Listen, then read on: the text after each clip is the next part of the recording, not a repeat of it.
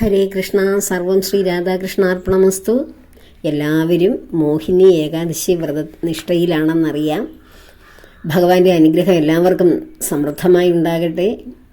ഇന്നും നാളെയും ഒക്കെ ഭഗവത് സ്മൃതികളിൽ ലയിച്ചിരുന്ന ഈ വൈശാഖ മാസത്തെ പുണ്യം ഓരോ ഭക്തരുടെയും ജീവിതത്തെ മാറ്റിമറിക്കട്ടെ എന്ന് പ്രാർത്ഥിക്കുന്നു, ആശംസിക്കുന്നു. ഈ വൈശാഖ മാസത്തിലെ ശുക്ലപക്ഷ ചതുർദശി, അതായത് 14-ാം ദിവസം, ചതുർദശി ദിവസമാണ് നമ്മുടെ നരസിംഹമൂർത്തിയുടെ ജയന്തി നമ്മൾ ആഘോഷിക്കുന്നത്. ആ നരസിംഹ ജയന്തിയെക്കുറിച്ചാകട്ടെ ഇന്നത്തെ വിശദീകരണം. ഈ ഏകാദശി ദിവസം നരസിംഹമൂർത്തിയുടെ അവതാരത്തെക്കുറിച്ചും ഹിരണ്യകശിപുവിൻ്റെ അന്ത്യത്തെക്കുറിച്ചും എല്ലാം ഒന്ന് കേൾക്കുന്നത് കുറച്ചുകൂടി ഭക്തി വർദ്ധിക്കുവാനും ഭഗവാനോടുള്ള ആ ഒരു അദമ്യമായിട്ടുള്ള ആ ഒരു മാധുര്യ പ്രേമം വർദ്ധിക്കാനൊക്കെ നമുക്ക് കാരണമാകും. അതുകൊണ്ടാണ് ഇന്ന് തന്നെ ഇത് പറയാം എന്ന് ഉദ്ദേശിച്ചത്. അപ്പോൾ നരസിംഹ ജയന്തി ഈ വർഷം കടന്നു വരുന്നത് മെയ് മാസം 11-ാം തീയതി ഞായറാഴ്ചയാണ്. അത് ശുക്ലപക്ഷ ചതുർദശി ദിവസമാണ് വൈശാഖ മാസത്തിലെ. നരസിംഹ ജയന്തിയായി ആഘോഷിക്കുന്ന ഈ ദിവസം തന്നെയാണ് ഹിരണ്യകശിപുവിനെ ഭഗവാൻ നിഗ്രഹിക്കുന്നതും നരസിംഹമൂർത്തിയായി ഭഗവാൻ ജനിക്കുന്നതും ആ ഒരു ദിവസം തന്നെയാണ്. നമുക്കറിയാം എന്തിനാണ് നരസിംഹ അവതാരം ചെയ്തത് ഭഗവാൻ എന്ന്. നമ്മുടെ ജീവിതത്തിൽ ഒരു ഭക്തൻ അനുഭവിക്കുന്ന ഏറ്റവും വലിയ ദുരിതത്തെ ഇല്ലായ്മ ചെയ്ത് ഒരു ഭക്തനെ രക്ഷിക്കുവാൻ വേണ്ടി, ശത്രുനാശം വരുത്തി ആ ഭക്തൻ്റെ രക്ഷയ്ക്ക് വേണ്ടി ഭഗവാൻ എന്ത് ചെയ്തു? നരസിംഹമൂർത്തിയായി ഒരിക്കലും ആരും സങ്കല്പിക്കാത്ത ഒരു രൂപത്തിൽ ഭഗവാൻ ജനിക്കുകയാണ് അവിടെ ചെയ്തത്. ഒന്ന് ആലോചിച്ച് നോക്കൂ. ഒരു ഭക്തനെ രക്ഷിക്കുവാൻ വേണ്ടി. എന്ത് ഭക്തനായിരുന്നു പ്രഹ്ലാദൻ? വെറും ഒരു സാധാരണ ഭക്തനായിരുന്നോ? അല്ല. എനിക്ക് ഭഗവാനുണ്ട്, ഭഗവാൻ മാത്രമേ എനിക്കുള്ളൂ. സർവ്വചരാചരങ്ങളിലും നിറഞ്ഞു നിൽക്കുന്ന അനന്തശായിയായ ആ ഭഗവാൻ, അനന്തമൂർത്തിയായ ആ ഭഗവാൻ, ആദിനാഥനായ ഭഗവാൻ, ആ ഭഗവാനിലാണ് നാം നിലനിൽക്കുന്നത്. ആ ഭഗവാൻ എന്നെ രക്ഷിക്കും എന്ന ആ ഉറച്ച വിശ്വാസമാണ് അവിടെ ഉള്ളത്. എന്ത് ആയിക്കോട്ടെ, പക്ഷേ എന്നെ രക്ഷിക്കാൻ എൻ്റെ ഭഗവാൻ വരും എന്ന അടിയുറച്ച വിശ്വാസമുള്ള ഒരു കുട്ടിയാണ്. ആ കുട്ടിയെയാണ് ഭഗവാൻ രക്ഷിച്ചത്. അപ്പോൾ അടിയുറച്ച വിശ്വാസം, എനിക്ക് എല്ലാറ്റിനും എൻ്റെ ഭഗവാനുണ്ട്, ഭഗവാനേ ഉള്ളൂ എന്ന ആ തീരുമാനത്തിൽ ജീവിക്കുന്ന ഏതൊരു വ്യക്തിയെയും ഭഗവാൻ ഏത് രൂപവും സ്വീകരിച്ചുവെന്ന് രക്ഷിക്കും, ശത്രുനാശം വരുത്തും, രോഗവിനാശം, രോഗങ്ങളാൽ വിഷമിക്കുന്നവർക്ക് ആ രോഗശാന്തി ഉണ്ടാകും, ആരോഗ്യം നഷ്ടപ്പെട്ടവർക്ക് ആരോഗ്യം വീണ്ടെടുക്കാൻ കഴിയും, കാര്യങ്ങൾ തടസ്സപ്പെട്ടവർക്ക് കാര്യസാധ്യം ഉണ്ടാകും. പിതൃക്കളൊക്കെ നമ്മുടെ ശാപഗ്രസ്തരായിട്ടുള്ള പിതൃക്കളാണ് അവരുടെ ജന്മം കടന്നുപോയതെങ്കിൽ ആ പിതൃക്കൾക്കൊക്കെ ശാന്തി ഉണ്ടായി നമ്മുടെ ജീവിതത്തെ ആ പിതൃക്കൾ അനുഗ്രഹിക്കും. നമ്മൾ അതിനുവേണ്ടി ഈ നരസിംഹ ജയന്തി ദിവസം വ്രതം ആചരിക്കുവാൻ കഴിഞ്ഞാൽ, ആ ഒരു ദിവസം വ്രതം ആചരിക്കുമ്പോൾ ഈ പറഞ്ഞ ഫലങ്ങളൊക്കെയാണ് നമുക്കതിനുണ്ടാകുന്നത്.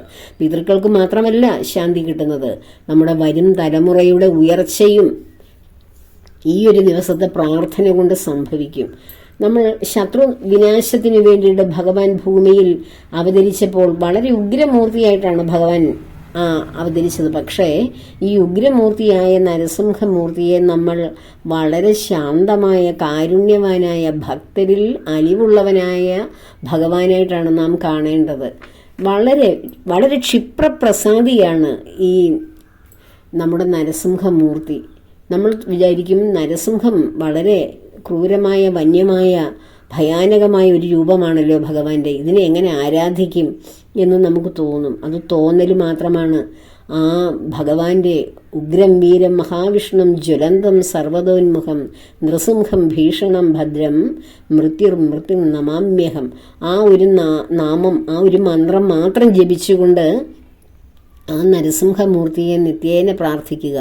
ആ നിത്യേന പ്രാർത്ഥിക്കാൻ കഴിയാത്തവർക്ക് പോലും നരസിംഹ ജയന്തി ദിവസം ആ ഒരു മന്ത്രം ജപിച്ചൊന്ന് ആ ഭഗവാന്റെ ആ ഒരു സാന്നിധ്യത്തിലൊന്നിരുന്നേ. ആ ഒരു ദിവസം വ്രതമെടുക്കാൻ കഴിഞ്ഞാൽ ഏറ്റവും പുണ്യം. അങ്ങനെ ഇരുന്നു കഴിഞ്ഞാൽ ആ നരസിംഹമൂർത്തി നമ്മുടെ മുന്നിൽ ശാന്തരൂപത്തിൽ പ്രത്യക്ഷപ്പെടും, നമ്മളെ അനുഗ്രഹിക്കും. ഞാനിത് വെറുതെ പറയുകയൊന്നുമല്ല, എൻ്റെ ജീവിതത്തിൽ സംഭവിച്ച കാര്യമാണ്. കഴിഞ്ഞ നരസിംഹ ജയന്തി ദിവസം ഞാൻ നരസിംഹമൂർത്തിയെ പറ്റി, നരസിംഹ അവതാരത്തെ പറ്റി ഒരു വീഡിയോ ചെയ്തിരുന്നു. അത് എല്ലാവരും കുറച്ച് പേര് കണ്ടിട്ടുണ്ടാവും, കാണാത്തവരും ധാരാളം പേരുണ്ടാവും. അപ്പോൾ വീണ്ടും നരസിംഹ ജയന്തി കടന്നു വന്നപ്പോൾ എനിക്ക് ആ അനുഗ്രഹം ഒന്നും പറയാതിരിക്കാൻ കഴിയുന്നില്ല. എൻ്റെ കൺമുന്നിൽ ഞാൻ അനുഭവിച്ച കാര്യമാണ്. നരസിംഹ മൂർത്തിയായി, വാത്സല്യനിധിയായി, നമ്മുടെ പിതാവിനെ പോലെ എത്ര സ്നേഹത്തോടെ, കാരുണ്യത്തോടെ, ആ ഒരു ഉഗ്രരൂപത്തിലാണെങ്കിലും വാത്സല്യം നിറഞ്ഞ കണ്ണുകളോടെ, സ്നേഹം തുളുമ്പുന്ന മന്ദഹാസത്തോടെ നമ്മുടെ മുന്നിൽ ഭഗവാൻ പ്രത്യക്ഷപ്പെടും. വളരെ സത്യമാണ്. ഞാനിത് പൂജാമുറിയിൽ ഭഗവാന്റെ മുന്നിൽ നിന്ന് പറയുകയാണ്. അപ്പോൾ ആ നരസിംഹമൂർത്തിയെ വളരെ പെട്ടെന്ന് കാര്യം സാധിക്കാൻ എന്ന് വെച്ചാൽ അനുഗ്രഹം ലഭിക്കുവാൻ നമ്മെ സഹായിക്കുന്ന ഒരു ഭഗവാന്റെ ഒരു അവതാരമാണ് നരസിംഹ അവതാരം. ഈ നരസിംഹ അവതാരം ചെയ്ത ദിവസമാണ് നരസിംഹ ജയന്തി. ആ ദിവസം നമുക്ക് ഭാഗവതത്തിലെ നരസിംഹ അവതാരം, നാരായണീയത്തിലെ നരസിംഹ അവതാരം ഒക്കെ നമുക്ക് പാരായണം ചെയ്യാം. അതുപോലെ തന്നെ ഭഗവാനുമായി ബന്ധപ്പെട്ട നാമങ്ങൾ, ഈ നരസിംഹമൂർത്തിയുടെ മന്ത്രം ഞാൻ അല്പം മുമ്പ് പറഞ്ഞ ഉഗ്രം വീര മഹാവിഷ്ണു, അത് തന്നെ എത്രയോ ആവർത്തി ജപിച്ച് ആ ഭഗവാനിലേക്ക് നമുക്ക് ഒരു പൂർണ്ണമായ അടുപ്പം ഉണ്ടാക്കിയെടുക്കാൻ കഴിയും. ഏതെങ്കിലുമൊക്കെ ഭഗവാന്റെ നാമങ്ങൾ ജപിക്കുക, ആ ദിവസം ഭക്തിയോടെ ഇരിക്കുക.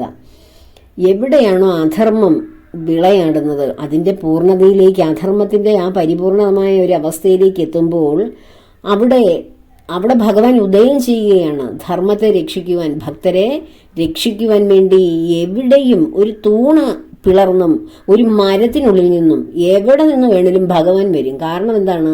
ഈ തൂണും മരവും ഇവിടെ കാണുന്ന സർവ്വതും ഭഗവാന്റെ ഉള്ളിലാണ്. അതിൽ നിന്ന് ഭഗവാന് പുറത്തു വരാൻ എന്താണ് തടസ്സം? വരണമെങ്കിൽ കഠിനമായ ആ ഭഗവാനിലേക്ക് തന്നെയുള്ള ആത്മസമർപ്പണം ഉണ്ടാവണം. അധർമ്മം എവിടെയൊക്കെയാണ് അങ്ങേയറ്റം കൊടികുത്തി വാഴുന്നത്, അവിടെയാണ് ഭഗവാൻ ഏതു രൂപത്തിലും അവതാരം ചെയ്യുന്നത്.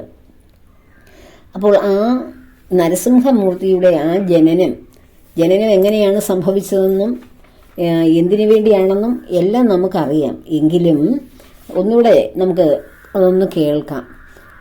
ഹിരണ്യാക്ഷനും ഹിരണ്യകശിപുവും അസുരവംശത്തിലെ വളരെ മോശക്കാരായിട്ടുള്ള രണ്ടുപേരായിരുന്നു. നമ്മൾ അതിനെക്കുറിച്ച് ഭാഗവതത്തിൽ ഇവരുടെ ജനനത്തെക്കുറിച്ച് പറയുന്നുണ്ട്. ഹിരണ്യാക്ഷനും ഹിരണ്യകശിപുവും എങ്ങനെ ഉണ്ടായി എന്നൊക്കെ. സന്ധ്യാസമയത്ത് മഹർഷിയുമായി ഒരു സന്താനങ്ങൾ ഉണ്ടാകാനുള്ള ആഗ്രഹത്തോടെ ഒരു ബന്ധത്തിൽ ഏർപ്പെട്ടതിൻ്റെ ഫലമായിട്ടാണ് അത് ഉണ്ടായതെന്നൊക്കെ ഞാൻ ഭാഗവതത്തിൽ പറഞ്ഞിട്ടുണ്ട്. അതിനെക്കുറിച്ച് ഈ ലോകത്തിലേക്കും ദുഷ്ടരായിട്ടുള്ള ഇവരുണ്ടായത്. അപ്പോൾ ആ ഭഗവാന്റെ 4ാമത്തെ അവതാരമായ ആ നരസിംഹ അവതാരം അത് എന്തിനു വേണ്ടിയായിരുന്നു? കശുപുവിനെ നിഗ്രഹിക്കുവാൻ വേണ്ടിയായിരുന്നു. ഹിരണ്യം എന്ന് വെച്ചാൽ സ്വർണ്ണമാണ്, കശിപു എന്ന് വെച്ചാൽ കട്ടിലാണ്. അപ്പോൾ സ്വർണ്ണക്കട്ടിലിൽ വസിക്കുന്നവൻ, അതെന്ന് വെച്ചാൽ അത്രയും സമ്പത്തുള്ളവൻ, സർവ്വവിധമായ ആഡംബരവും സമ്പത്തുമുള്ളവനായിരുന്നു ഹിരണ്യകശിപു. ഹിരണ്യാക്ഷനായിരുന്നു ജ്യേഷ്ഠൻ. ആ ഹിരണ്യാക്ഷനെ ഭഗവാൻ എന്ത് ചെയ്തു? നിഗ്രഹിച്ചു. എന്തിനായിരുന്നു നിഗ്രഹിച്ചതെന്നുള്ളതൊക്കെ നമുക്കറിയാം. അപ്പോൾ ജയവിജയന്മാരാണ് അസുരന്മാരായ ഹിരണ്യാക്ഷനും ഹിരണ്യകശിപുവും ആയതെന്നും ഒക്കെ നമ്മൾ പറഞ്ഞിട്ടുണ്ട്. നേരത്തെ പല സ്ഥലങ്ങളിലും പറഞ്ഞിരുന്നു. വരാഹ അവതാരമെടുത്ത് ഹിരണ്യാക്ഷനെ ഭഗവാൻ തേറ്റ കൊണ്ട് കുത്തിക്കൊന്നു.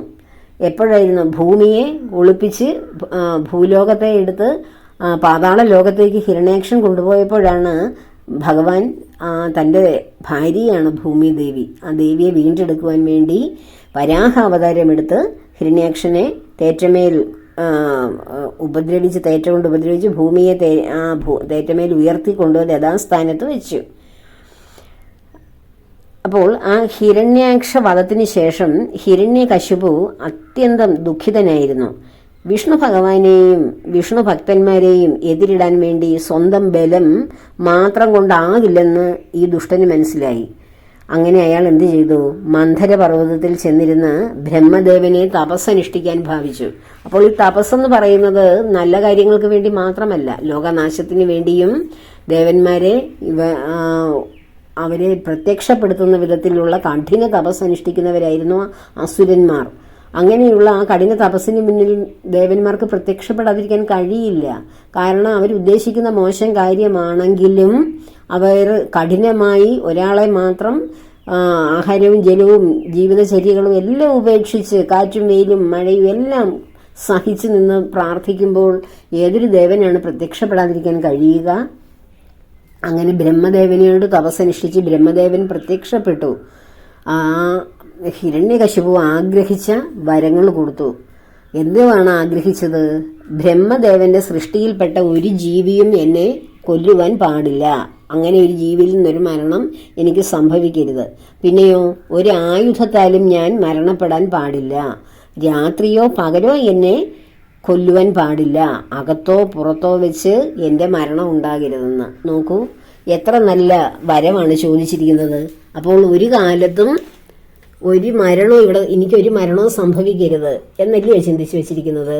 ബ്രഹ്മദേവന്റെ സൃഷ്ടികളാണ് ഭൂമിയിലുള്ളതെല്ലാം. അപ്പൊ ബ്രഹ്മദേവന്റെ സൃഷ്ടികൾ ആരും എന്നെ കൊല്ലരുത്.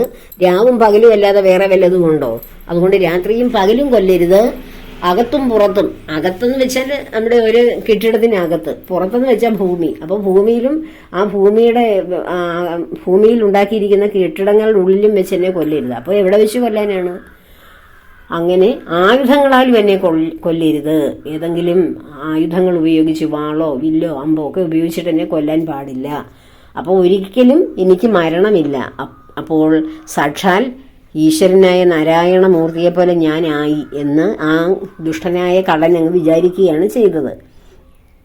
അപ്പോൾ ഈ വരങ്ങളെല്ലാം അനുവദിച്ചു? ബ്രഹ്മദേവൻ അനുവദിച്ചു കൊടുത്തു. അതിനുശേഷം ബ്രഹ്മാവ് അപ്രത്യക്ഷനായി. ഈ വരം നേടിയ അവൻ വർദ്ധിച്ച മനോബലത്തോടു കൂടി 3 ലോകങ്ങളും കീഴടക്കി സർവ്വലോകങ്ങളുടെയും നാഥൻ ഞാനാണെന്ന് എല്ലാവരോടും കൽപ്പിച്ചു. പിന്നെയോ നാമവും ജപവും പൂജയും എല്ലാം എനിക്ക് വേണ്ടി മാത്രം വേണം. ഞാനാണ് സർവശക്തൻ, ഈ ലോകത്തെ നയിക്കുന്ന ഏറ്റവും ബലവാൻ സർവശക്തൻ നായകൻ ഞാനാണ്. എനിക്ക് വേണ്ടി വേണം പൂജയും വഴിപാടുകളും എല്ലാം. ആരെങ്കിലും അതിനെതിര് പറഞ്ഞാൽ അതാരായിരിക്കും പറയുന്നത്? സാധുക്കളായിട്ടുള്ള ഈശ്വരൻ ചിന്തയിൽ ജീവിക്കുന്ന മനുഷ്യർ. അങ്ങനെ ആരെങ്കിലും പറഞ്ഞിട്ടുണ്ടെങ്കിൽ എന്തു ചെയ്യണം? അവരുടെ നാവ് അരിഞ്ഞു കളഞ്ഞേക്കണം എന്ന് കിങ്കരന്മാരോട് ആജ്ഞാപിച്ചു. അങ്ങനെ സാധുജനങ്ങളെ എല്ലാം പീഡിപ്പിച്ച് അവന്റെ ദുഷ്ടത തുടരുകയാണ് ചെയ്തത്.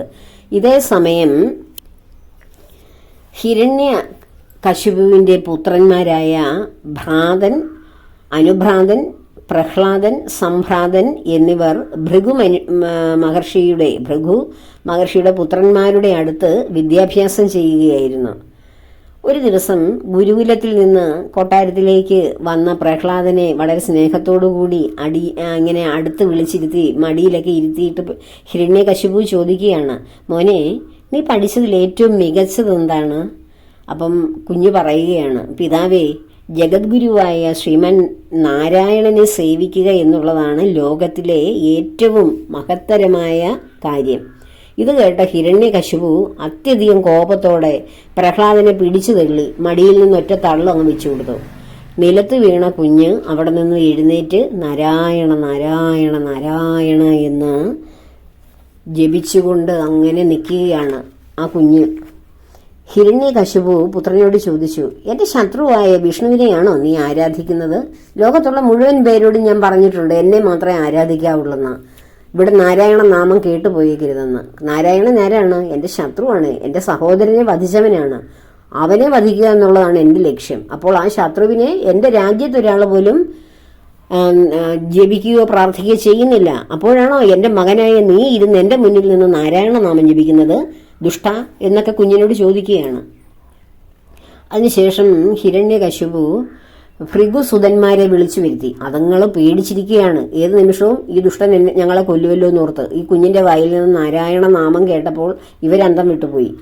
വളരെ കോപത്തോട് ചോദിക്കുകയാണ്, എന്റെ ശത്രുവായ വിഷ്ണുവിനെ ഭജിക്കാനാണോ നിങ്ങളൊക്കെ അവരെ പഠിപ്പിച്ചത്? അപ്പോൾ അവർ പേടിച്ചിട്ട് പറയാണ്, വളരെ വിറച്ചുകൊണ്ട്, ഏത് നിമിഷവും തല അറുത്ത് കളയും ആ ദുഷ്ടൻ. അങ്ങനെ പേടിച്ച് പറയുകയാണ്, അയ്യോ മഹാരാജാവേ, ഇതൊന്നും ഞങ്ങൾ പഠിപ്പിച്ചതല്ല. കുമാരൻ്റെ ബോധത്തിൽ ഉദിക്കുന്ന കാര്യങ്ങൾ ആ കുഞ്ഞങ്ങ് പറയുന്നതാണ്. ഞങ്ങൾ അതെല്ലാം കുമാരനെ പറഞ്ഞും എങ്ങനെയെങ്കിലും തിരുത്തിക്കൊള്ളാം എന്ന് പറഞ്ഞ് അവർ ഗുരുകുലത്തിലേക്ക് കുഞ്ഞിനെ വല്ലവിധേനയും വിളിച്ച് ജീവനും കൊണ്ട് ഓടിപ്പോയി. ഇല്ലെങ്കിൽ ആ ദുഷ്ടൻ ഇവരുടെ കഥ കഴിച്ചത് തന്നെ. പക്ഷേ അവർ ഗുരുകുലത്തിൽ കൊണ്ടുവന്നിട്ട് കുഞ്ഞിനോട് പിന്നെയും ഓരോ കാര്യങ്ങളെല്ലാം പറഞ്ഞു കൊടുക്കുക. മോനെ, നിന്റെ അച്ഛനാണ് ലോകത്തിലേക്ക് ഏറ്റവും വലിയവൻ. നീ നാരായണനെയൊക്കെ വിളിച്ചാൽ നിന്റെ തലയൊന്നും കാണില്ല, ഒപ്പം ഞങ്ങളെയും കൊന്നുകളയും. നീ ഇതൊന്നും ചെയ്യല്ലേ, ഇതൊക്കെ തെറ്റാണ് എന്നൊക്കെ പറഞ്ഞു കൊടുക്കുകയാണ്. പക്ഷേ അചഞ്ചലമായ ഭക്തിയുള്ള പ്രഹ്ലാദനോ ഇത് വല്ലതും കേട്ടിട്ടാൽ ഈ അന്ധരായിട്ടുള്ള മനുഷ്യർ എന്തൊക്കെയാണോ പറഞ്ഞു പിടിപ്പിക്കുന്നേ, അജ്ഞരാണല്ലോ ഇവർ എന്ന് ആ കുഞ്ഞ് വിചാരിച്ചിട്ട് എന്ത് ചെയ്തു? കുഞ്ഞ് ഭൃഗുസുതന്മാരും ഭൃഗുമഹർഷി പറയുന്നതൊന്നും കേൾക്കാതെ ആ ആശ്രമത്തിലുള്ള കുറച്ച് ബാക്കിയുള്ള കുട്ടികളെയും കൂടെ വിളിച്ചിരുത്തി സത്യമായിട്ടുള്ള ആ ഒരു ജ്ഞാനം പറഞ്ഞു കൊടുക്കുകയാണ് ചെയ്യുന്നത്. അപ്പോൾ കുഞ്ഞുങ്ങൾ വിചാരിക്കുകയാണ്, അയ്യോ ഞങ്ങളിത് പഠിച്ചത് എത്ര തെറ്റാണ്. ഇവന്റെ അച്ഛൻ രാജാവ്, മഹാരാജാവായ ഹിരണ്യകശിപുവാണ് ലോകത്തിലെ നാഥനെന്നാണ് ഞങ്ങളെ പഠിപ്പിച്ചു വെച്ചിരിക്കുന്നത്. അത് വളരെ വലിയ തെറ്റാണ്. സർവശക്തനായ ഭഗവാൻ ശ്രീമൻ നാരായണനാണ് ഈ പ്രപഞ്ചം മുഴുവൻ സൃഷ്ടിച്ചതെന്നും ഈ പ്രപഞ്ചത്തിലെ ഓരോ അണുവിലും ആ ഭഗവാനാണ് നിറഞ്ഞു നിൽക്കുന്നതെന്നും നമ്മുടെ എല്ലാവരുടെയും ഉള്ളിൽ ജീവനായി പ്രവർത്തിക്കുന്നത് നാരായണമൂർത്തിയാണെന്നും ഒക്കെയാണ് ഈ കുഞ്ഞു പറഞ്ഞു കൊടുത്തത്. എൻ്റെ അച്ഛൻ നിന്നെയും എന്നെയും നിങ്ങളെ ഓരോരുത്തരെയും പോലെ നാരായണമൂർത്തിയുടെ ഒരു അംശം മാത്രമാണ്, ഏത് നിമിഷവും ശരീരം നഷ്ടപ്പെട്ടു പോകാവുന്ന ഒരംശം എന്നാണ് കുഞ്ഞ് പറഞ്ഞപ്പോൾ ഈ കുഞ്ഞുങ്ങളൊക്കെ വിചാരിച്ചു, ഇത് വലിയ സത്യം, ഞങ്ങൾ ഇതുവരെയും കള്ളവല്ലേ ഞങ്ങളെ പഠിപ്പിച്ചു വെച്ചിരുന്നത്, ഈ പ്രഹ്ലാദൻ പറയുന്നതാണ് സത്യമായിട്ടുള്ള ജ്ഞാനം എന്ന് പറഞ്ഞ് അവൻ്റെ ചുറ്റിനും കുഞ്ഞുങ്ങൾ കൂടാൻ തുടങ്ങി. ഇത് കണ്ടപ്പോൾ ഭൃഗുസുതന്മാരുടെ അവസ്ഥ എന്തുവായി പോയി?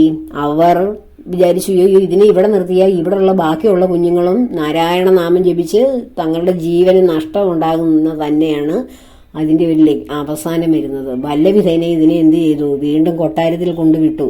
ഞങ്ങളുടെ ജീവനെങ്കിലും രക്ഷിക്കണമല്ലോ എന്ന് കരുതി. അപ്പോൾ മകന്റെ മനസ്സ് മാറിക്കാണും, ഇത്രയും നാളായില്ലേ എന്ന്.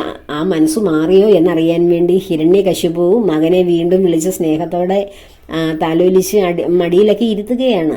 എന്നിട്ട് ചോദിക്കുക, കുമാര, നീ പഠിച്ചതിൽ ഏറ്റവും ശ്രേഷ്ഠമായത് എന്താണെന്ന് മോനെ ഒന്ന് പറഞ്ഞാട്ടെ. നീ ഇവിടുന്ന് പോയതിനു ശേഷം കുറെ കാര്യങ്ങളൊക്കെ ഗുരുകുലത്തിൽ നിന്ന് പഠിച്ചിട്ടുണ്ടാവുമല്ലോ, അതിൽ ശ്രേഷ്ഠമായത് എന്താണ്? അപ്പോൾ കുഞ്ഞു പറയുന്നത് കേൾക്കൂ. പിതാവേ, നിത്യവും ശ്രവണം, മനനം, കീർത്തനം എന്നിവയാൽ ഭഗവാൻ ശ്രീ നാരായണനിൽ ഭക്തിയുണ്ടാവുകയാണെങ്കിൽ മർത്യജന്മം സഫലമാകുന്നതാണ്. ഒരു അല്പം പോലും ഭയമില്ലാതെ പ്രഹ്ലാദൻ മറുപടി പറയുകയാണ്. കാരണം ആ കുഞ്ഞിന് എന്തിനാ മടി, എന്തിനാ ഭയം? സത്യമായിട്ടുള്ള കാര്യമാണ് കുഞ്ഞ് പറയുന്നത്. അപ്പോൾ അസത്യത്തെ അജ്ഞതയെയും ബാധിച്ചിരിക്കുന്ന ഈ അച്ഛനെ എങ്ങനെയെങ്കിലും ഒന്ന് തിരുത്തി സത്യം എന്താണെന്നൊന്ന് പറഞ്ഞു കൊടുക്കണം എന്നാണ് ഈ കുഞ്ഞിന്റെ വിചാരം. പക്ഷേയോ ഇത് കേട്ടവൻ ആരാണെന്ന് സത്യത്തിൽ ഈ കുഞ്ഞ് അറിയുന്നുണ്ടോ? അനുസരണയില്ലാതെ തൻ്റെ ശത്രുവിനെ സദാ പ്രാർത്ഥിക്കുന്ന ഇവനെ കൊന്നുകളയാമെന്ന് ഹിരണ്യകശിപു തീരുമാനിച്ചു. ഇവൻ ഒരു തരത്തിന് നേരെയാവുന്നില്ലല്ലോ. എൻ്റെ രക്തത്തിൽ തന്നെ നാരായണനെ വിളിക്കുന്നവനുണ്ടായി. ഞാൻ ലോകരെ മുഴുവൻ ഭയപ്പെടുത്തി നാരായണ നാമം ജപിക്കാതിരിക്കുവാൻ വേണ്ടി ശ്രമം നടക്കുമ്പോൾ എൻ്റെ വീട്ടിനുള്ളിൽ തന്നെ നാരായണ നാമം മുഴങ്ങുന്നു. അപ്പോൾ ഇവനെ കൊല്ലുകയല്ലാതെ ഇനി ഒരു രക്ഷയില്ല. കാരണം അത്രയ്ക്ക് ശത്രുതയാണ് ഭഗവാനോട്. അപ്പോൾ ആ ശത്രുവിനെ ആരാധിക്കുന്ന ഏതെങ്കിലും ഒരുവനുണ്ട്, അവന്റെ നാവെരിയണമെന്ന് പറഞ്ഞപ്പോൾ ഇവിടെ നാവല്ല, ഇവനെ സ്വന്തം മകനല്ലേ, അവനെ കൊന്നുകളയുകയാണ് വേണ്ടതെന്ന് തോന്നിയിട്ട് എന്ത് ചെയ്തു? പ്രഹ്ലാദനെ പല വിധത്തിലുള്ള ഉപദ്രവങ്ങളും ഏൽപ്പിച്ചു. മതയാനകളെ കൊണ്ടുവന്നു. ഈ കൊച്ചു കുഞ്ഞിനെ കുത്തിക്കാൻ നോക്കുമ്പോൾ ആ ആനയുടെ കൊമ്പൊക്കെ ഒടിഞ്ഞ് അത് ഒരു രക്ഷയില്ലാതെ അതുങ്ങൾ അങ്ങ് തോൽവി സമ്മതിച്ചു പോയി. അതുപോലെ അഷ്ടനാഗങ്ങളെയൊക്കെ വിളിച്ചു കൊണ്ടുവന്നു. ആ നാഗങ്ങളും പ്രഹ്ലാദന്റെ മുഖത്തേക്കൊന്ന് നോക്കുമ്പോൾ നാഗങ്ങളുടെ ഉള്ളിലും ഇരിക്കുന്നത് ആരാണ്? സാക്ഷാൽ ശ്രീ ഭഗവാനാണ്. ആ ഭഗവാന്റെ അംശമായ ആ നാഗങ്ങൾ, അഷ്ടനാഗങ്ങളെല്ലാം അതിനകത്ത് വരുന്നതാണ് കാളിയനുമൊക്കെ. ആ നാഗങ്ങൾ അങ്ങനെയും കുത്തുമോ കുഞ്ഞിനെ? കാരണം ശ്രീമൻ നാരായണന്റെ പരമഭക്തനാണ്. ഉള്ളിൽ ആ ജന്മന തന്നെ ജീവൻ മുക്തനായ ആത്മതത്വമറിഞ്ഞവനാണ് പ്രഹ്ലാദൻ. അതിനൊരു കഥയുണ്ട്, ഞാൻ നേരത്തെ പറഞ്ഞിട്ടുള്ളതാണ്. നാരദ മഹർഷി ഈ പ്രഹ്ലാദന്റെ അമ്മ പ്രഹ്ലാദനെ ഗർഭിണിയായിട്ടിരിക്കുന്ന അവസരത്തിൽ നാരദ മഹർഷിയുടെ ആശ്രമത്തിലാണ് അവർ കഴിഞ്ഞത്. അപ്പോൾ മഹർഷിയാണ് ഈ തത്വോപദേശമൊക്കെ ഈ അമ്മയ്ക്ക് ചെയ്യുമ്പോൾ അമ്മ അതൊക്കെ കേട്ടിട്ട് ഒരു അസുര വംശത്തിലുള്ള ആളല്ലേ, അപ്പോൾ അതൊന്നും ശ്രദ്ധിച്ചില്ല. അപ്പോൾ ഗർഭത്തിൽ കിടന്ന പ്രഹ്ലാദനെ ഉദ്ദേശിച്ചാണ് നാരദ മഹർഷി ഇതെല്ലാം പറഞ്ഞു കൊടുക്കുന്നത്. ഈ കശുപു ഇങ്ങനെ ദേവന്മാരുമായിട്ടുള്ള യുദ്ധത്തിൽ ദേവലോകമൊക്കെ പിടിച്ചെടുക്കുമ്പോൾ ദേവേന്ദ്രനാണ് ഹിരണ്യകശിപുവിൻ്റെ ഭാര്യയെ തട്ടിക്കൊണ്ടു പോകാൻ ശ്രമിക്കുമ്പോൾ നാരദ മഹർഷി അവിടെ നിന്ന് അത് ചെയ്യുന്ന തെറ്റാണ്, ഗർഭിണിയായി ഇവളെ കൊണ്ടുപോകാൻ പാടില്ല, അധർമ്മമാണെന്നൊക്കെ പറഞ്ഞ് അവിടെ നിന്ന് വിളിച്ചുകൊണ്ട് വന്ന് നാരദ മഹർഷിയുടെ ആശ്രമത്തിൽ നിർത്തുമ്പോഴാണ് ഇതെല്ലാം ഈ കുഞ്ഞിന് ഉപദേശം കൊടുക്കുന്ന. ആ കുഞ്ഞ് അങ്ങനെയാണ് ജനിക്കുന്നതിന് മുമ്പ് തന്നെ ഭഗവൻ നാരായണനെ പൂർണ്ണമായി മനസ്സിലാക്കിയ കുഞ്ഞാണ്. അപ്പോൾ ആ ശത്രുവിൻ്റെ വീട്ടിൽ അവൻ്റെ നിഗ്രഹം, ഇവൻ ഇത്രയും ശത്രുത വർദ്ധിച്ചു വരുമ്പോൾ അവൻ്റെ നിഗ്രഹത്തിന് വേണ്ടി ഒരു കാരണം വേണ്ടേ? ഭഗവാൻ അവതരിച്ച് ഇവനെ നിഗ്രഹിക്കണമെങ്കിൽ, അധർമ്മിയെ. അതിനാണ് നാരദ മഹർഷി ഇങ്ങനെ ഒരു സന്ദർഭം ഉണ്ടാക്കിയെടുത്തത്. അങ്ങനെ കുഞ്ഞിനെ അഷ്ടനാഗങ്ങളെ കൊണ്ട് കുത്തിക്കാൻ നോക്കി. വിഷപ്പാമ്പുകളെല്ലാം, ലോകത്തിലെ ഏറ്റവും പ്രശസ്തമായിട്ടുള്ള പാമ്പുകളെല്ലാം അതിനകത്തിലുണ്ട്. പക്ഷെ ആ പാമ്പുകളൊക്കെ കഷ്ടം, കുഞ്ഞിനെ നോക്കി അവർ ശിരസ് നമിച്ചു പോയി. ഭഗവാന്റെ ഭക്തനെ ആരാണ് ഉപദ്രവിക്കുന്നത്? അതുപോലെ തന്നെ പിന്നെ ഇതിനെ വലിയ വലിയ നാഗപാശം കൊണ്ട് കെട്ടി, എന്നിട്ട് ഒരിക്കലും അഴിയാത്ത നാഗബന്ധനങ്ങളൊക്കെ നടത്തി കടലിന്റെ നടുക്ക് കൊണ്ട് വലിച്ചെറിഞ്ഞു. പക്ഷേ ആ കടലിൽ വലിച്ചെറിഞ്ഞപ്പോൾ തന്നെ തിരമാലകളൊക്കെ മാറിപ്പോവുകയും ഈ നാഗപാശമൊക്കെ അയഞ്ഞു പോവുകയും കുഞ്ഞ് ഒരു പുഷ്പം പോലെ തിരിച്ചു കയറി വരികയും ചെയ്തു. പിന്നെ ഇതിനെ കാളസർപ്പത്തിന്റെ വിഷമൊക്കെ കുടിപ്പിച്ചു. എന്നിട്ട് ഇതിനെ ഇപ്പം തന്നെ കൊന്നേക്കാമെന്നൊക്കെ കരുതി കാത്തിരിക്കുക. പക്ഷേ ആ കുഞ്ഞിന്റെ ഉള്ളിലേക്ക് അതൊരു ഭഗവാന്റെ അനുഗ്രഹം പോലെ അതിന് ആരോഗ്യം വർദ്ധിക്കുന്ന രീതിയിലാണ് ആ വിഷമൊക്കെ കടന്നു പോയത്. അങ്ങനെ എങ്ങനെയെല്ലാം നോക്കിയിട്ടും ഈ കുഞ്ഞിനെ കൊല്ലാൻ പറ്റുന്നില്ല. ഇവന് ഈ ഒരു ചെറിയൊരു കുട്ടി തൻ്റെ ഒരു ചൂണ്ടുവിരലിൽ എടുത്തെറിയാനുള്ളതേ ഉള്ളൂ, എന്നിട്ട് പോലും ഇവനെ കൊല്ലാൻ പറ്റുന്നില്ലല്ലോ എന്നോർത്തിട്ട് ഹിരണ്യകശിപുവിൻ്റെ സ്വസ്ഥതയെല്ലാം നഷ്ടപ്പെട്ടു. ഭഗവാൻ ശ്രീമൻ നാരായണനോടുള്ള ശത്രുതയേക്കാൾ കൂടുതൽ തൻ്റെ മകനായ പ്രഹ്ലാദനോടായി ഈ ഹിരണ്യകശിപുവിന് ശത്രുതയല്ല. ഭക്തിയോടെ നാരായണ ജപത്തോടെ പ്രഹ്ലാദൻ പാഞ്ഞു വരുന്ന മതയാനകൾക്ക് മുമ്പിൽ നിന്നിട്ട് ആ മതയാനകളൊക്കെ അവരെല്ലാം ഇങ്ങനെ പോയി. അങ്ങനെ എല്ലാം ഓരോ പ്രാവശ്യവും കയ്യും കാലും മരിഞ്ഞ് കെട്ടി പ്രഹ്ലാദനെ അഗ്നികുണ്ഡത്തിലിട്ടു. അഗ്നിയിൽ ഇട്ട് കഴിഞ്ഞപ്പോൾ എന്ത് ചെയ്തു? അഗ്നിദേവൻ ഭഗവാന്റെ തന്നെ ഭാഗമല്ലേ, ആ അഗ്നിദേവൻ എന്ത് ചെയ്തു? ഭഗവാൻ വളരെ സന്തോഷത്തോടുകൂടി കുഞ്ഞിനെ അവിടെ നിന്ന് രക്ഷിച്ചു. അങ്ങനെ പല പ്രകാരത്തിലും കുഞ്ഞിനെ കൊല്ലുവാൻ നോക്കി തളർന്ന പരാജയപ്പെട്ട ഹിരണ്യകശിപു കുഞ്ഞിനെ വിളിച്ചു വരുത്തിയിട്ട് അലറി, ഇത്രയും ദുർബലനായ നീ എന്ത് ധൈര്യത്തിലാണ് എൻ്റെ ആജ്ഞയെ ലംഘിച്ച് വിഷ്ണുവിനെ സേവിക്കുന്നത്? ഇന്ന് ഞാൻ തന്നെ നിന്നെ കൊല്ലുവാൻ പോവുകയാണ്. നിന്റെ രക്ഷയ്ക്കായിട്ട് നിന്റെ വിഷ്ണു വരുമോ എന്ന് എനിക്കൊന്ന് കാണണമല്ലോ. പല പ്രകാരത്തിലും നിന്റെ അന്ത്യം കുറിക്കാൻ നോക്കിയിട്ട് അവിടെ എങ്ങും നീ മരിക്കുന്നില്ല. എന്നാൽ ഇനി എൻ്റെ ഉടവാളിന് നീ ഇന്ന് ഇരയാവുക തന്നെ ചെയ്യും. ആരാണ് നിന്നെ രക്ഷിക്കാൻ വരുന്നതെന്ന് ഞാനൊന്ന് കാണട്ടെ. ഇത് കേട്ട പ്രഹ്ലാദൻ ഭക്തിപൂർവം പറഞ്ഞു, ഇന്ന് എനിക്കുള്ള ആകെ ബന്ധുവായ നാരായണൻ നാനാചരാചര ജാതികളിലും നാനാവിധമുള്ള ഭൂഖണ്ഡങ്ങളിലും നിറഞ്ഞു നിൽക്കുന്നു പിതാവേ. ഭൂമി, വായു, അഗ്നി, ജലം, ആകാശം തുടങ്ങിയ പഞ്ചഭൂതങ്ങൾ എല്ലാറ്റിലും നിറഞ്ഞു നിൽക്കുന്ന നാരായണൻ തന്നെയാണ് അച്ഛാ അങ്ങയുടെ ഉള്ളിലും നിറഞ്ഞു നിന്നുകൊണ്ട് എന്നോടിങ്ങനെ സംസാരിപ്പിക്കുന്നത്. ഗന്ധത്തിലും കേൾവിയിലും കാഴ്ചയിലും സ്പർശനത്തിലും രുചിയിലും എല്ലാം ശ്രീമൻ നാരായണനായ ഭഗവാൻ നിറഞ്ഞു നിൽക്കുന്നു. സ്ഥൂല സൂക്ഷ്മ വസ്തുക്കളിലും എന്നു വേണ്ട ഈ പ്രപഞ്ചത്തെ ചലനാത്മകമായി നിലനിർത്തുന്നതും ഏകശക്തിയായ നാരായണൻ മാത്രമാണ് പിതാവേ. ജീവനില്ലാത്ത തൂണിലും തുരുമ്പിൽ പോലും ഈശ്വര ചൈതന്യം നിറഞ്ഞു നിൽക്കുന്നു. ഇങ്ങനെ വിനയാന്വിതനായി പിതാവിനോട് പ്രഹ്ലാദൻ പറഞ്ഞത് കേട്ടപ്പോൾ കോപാക്രാന്തനായ ഹിരണ്യകശിപു അടുത്ത് കണ്ട ഒരു തൂണിൽ ആഞ്ഞു വെട്ടിക്കൊണ്ട് ചോദിച്ചു, ഈ തൂണിലുണ്ടോടാ നിന്റെ വിഷ്ണു? എന്ന് ചോദിച്ച് ശക്തിയായിട്ട് വെട്ടി തൂണിലേക്ക്. തൂണിൽ നിന്ന് 8 ദിക്കുമാറും മുഴങ്ങുന്ന വിധത്തിൽ ഒരു ഗർജനത്തോടുകൂടി ഉഗ്രരൂപിയായ നരസിംഹമൂർത്തി അവതരിച്ചു. ഈ തൂണിലുണ്ടോ നിന്റെ നാരായണൻ? എങ്കിലൊന്ന് കാണട്ടെ ഞാന് എന്ന് പറഞ്ഞ് തൂണിലേക്ക് ആഞ്ഞു വെട്ടിയതുമല്ല, പ്രപഞ്ചം മുഴുവൻ ഇളകുന്ന ശബ്ദത്തോടുകൂടി ശ്രീ നരസിംഹമൂർത്തി അവതരിക്കുകയാണ് അവിടെ. ഉഗ്രം വീരം മഹാവിഷ്ണും ജ്വലന്തം സർവതോന്മുഖം നൃസിംഹം ഭീഷണം ഭദ്രം മൃത്യുർ നമാമ്യഹം. ആ മന്ത്രമാണ് നമ്മൾ ജപിക്കേണ്ടത്. ഹിരണ്യകശിപു അപ്പോഴെന്തു ചെയ്തു? നരസിംഹമൂർത്തിയോട് എതിരിടാൻ ശ്രമിച്ചു. അതൊരു സന്ധ്യാവേളയായിരുന്നു, രാത്രിയും പകലുമല്ലാതിരുന്ന സമയം. ഹിരണ്യകശിപുവിനെ വാതിൽ കവാടത്തിൽ കൊണ്ടുവന്ന് മടിയിൽ കിടത്തി കൂർത്ത നഖങ്ങൾ കൊണ്ട് നരസിംഹമൂർത്തി അവന്റെ കുടൽമാല മാന്തിയെടുത്തു. അങ്ങനെ ബ്രഹ്മാവിന്റെ സൃഷ്ടിയല്ലാത്തതും, ബ്രഹ്മാവിന്റെ സൃഷ്ടിയല്ല നരസിംഹമൂർത്തി, ഭഗവാൻ സ്വയംഭൂവായി അവതരിച്ചതാണ്. ബ്രഹ്മാവിന്റെ സൃഷ്ടിയല്ലാത്തതും രാത്രിയും പകലുമല്ലാത്ത സമയത്തും മൃഗവും മനുഷ്യനുമല്ലാത്തതുമായ നരസിംഹമൂർത്തി ആ ഹിരണ്യകശിപുവിനെ സ്വന്തം നഖങ്ങളാൽ, ആയുധങ്ങൾ കൊണ്ടല്ലേ മരിക്കാൻ പാടില്ല എന്നുള്ള വരം വാങ്ങിയേ, സ്വന്തം നഖങ്ങൾ കൊണ്ട് അവന്റെ വയറ്, നെഞ്ച് മാന്തി പൊളിച്ച് അവന്റെ കഥ കഴിക്കുകയാണ് ചെയ്തത്. ആ അസുരവധം കഴിഞ്ഞിട്ടും കലിയടങ്ങാത്ത നരസിംഹമൂർത്തിയെ ശാന്തനാക്കുവാൻ ദേവന്മാർ സാക്ഷാൽ മഹാലക്ഷ്മിയോട് പ്രാർത്ഥിച്ചപേക്ഷിച്ചു. എന്നാൽ ഉഗ്രരൂപിയായ കലിയടങ്ങാത്ത നരസിംഹമൂർത്തിയുടെ മുന്നിൽ ചെല്ലാൻ പോലും ദേവിക്കായില്ല.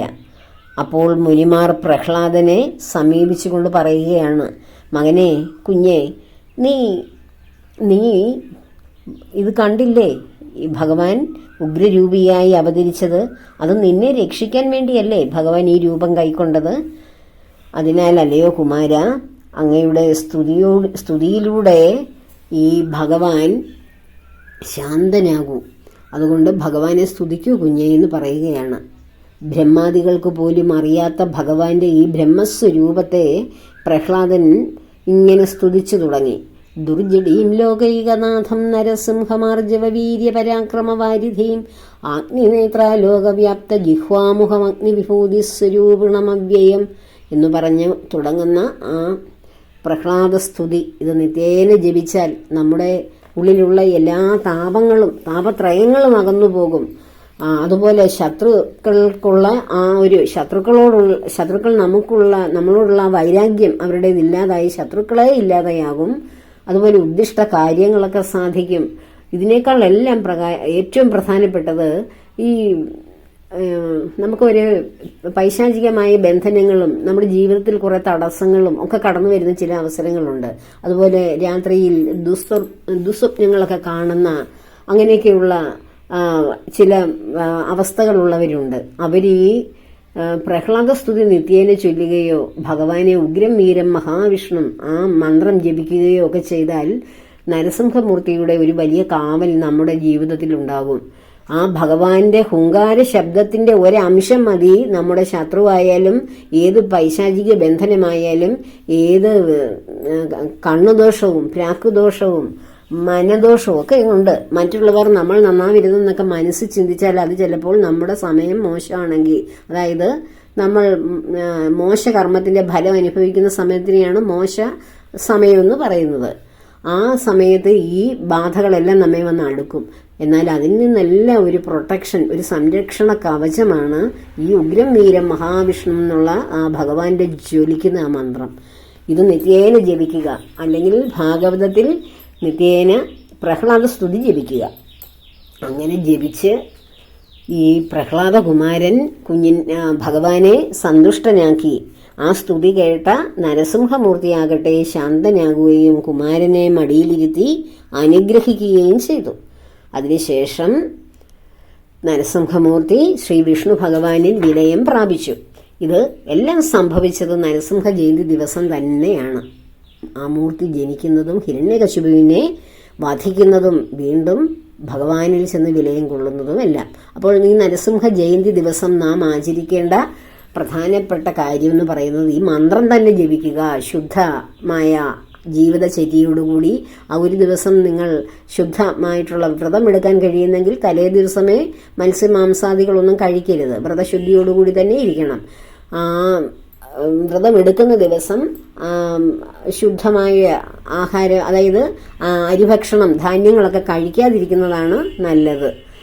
ഫലങ്ങളൊക്കെ കഴിക്കുക. നമ്മുടെ ഏകാദശി ദിവസം നമ്മൾ എടുക്കുന്നത് പോലെ അങ്ങനെ ആ വ്രതം എടുക്കാം. എന്തെങ്കിലും സംശയമുണ്ടെങ്കിൽ കമൻ്റായിട്ട് സൂചിപ്പിച്ചാൽ മതി, ഞാൻ അതിന് മറുപടി തരുന്നതായിരിക്കും. അപ്പോൾ അങ്ങനെ നരസിംഹമൂർത്തിയുടെ ആ നരസിംഹ ജയന്തി നമുക്കെല്ലാവർക്കും ഒരുപോലെ ഭക്തിയോട് ആദരണയോടുകൂടി ആചാരത്തോടുകൂടി നമുക്ക് ഭഗവാന്റെ ആ ഒരു അനുഗ്രഹത്തിന് വേണ്ടി എല്ലാവർക്കും തയ്യാറാവാം. അപ്പോൾ എല്ലാവരെയും നരസിംഹമൂർത്തി ആയ ശ്രീമൻ നാരായണൻ അനുഗ്രഹിക്കട്ടെ, രക്ഷിക്കട്ടെ എന്ന പ്രാർത്ഥനയോടുകൂടി എല്ലാ കർമ്മങ്ങളും ഭഗവാന്റെ പത്മപാദങ്ങളിൽ ചേർക്കുന്നു. ലോകാ സമസ്ത സുഖിനോ ഭവന്തു.